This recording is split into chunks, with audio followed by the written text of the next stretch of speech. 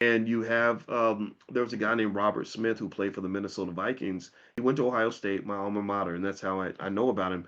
He retired at like 27 or 28 years old. And I suspect that the reason he retired was because he said, "You're not going to ruin the rest of my life. I want to use my talent and be great at this for a while, but I'm going to quit before this all sinks in because I'm not trying to be miserable for the rest of my life because I made this massive sacrifice for the white people who own this football team." Jim Brown, thank you. They kind of buried him in history because Jim Brown was he was a radical black man. He spoke up about race and stuff like that, and they didn't like that very much. But anyway, he was a guy that went to the NFL and was the most dominant player in the entire league. He wanted to do something different. And I think at some point it came down to the team saying to him, if you don't show up for training camp, then you're going to be off the team or something. So he just went ahead and retired early.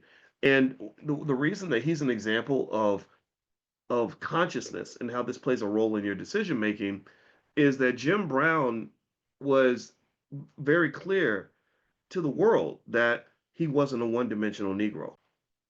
He made it clear, which and this does not fit well with capitalist systems or oppressive systems or racist systems. Capitalist racist oppression wants your son to just be a one-dimensional cartoon character. Capitalism works best at trapping people when they have no other options. When you have no options, and also your identity, and it's not even about how many options you actually have, it's how many options you believe you have. So it's part of it is real entrapment, but part of it is just psychological. If somebody takes your valuable black son, this multi-million dollar asset that he is, and they convince him early that, boy, you ain't nothing but a football player. You can't read, you can't write, you can't do math, because I'm gonna make sure you don't get a good education.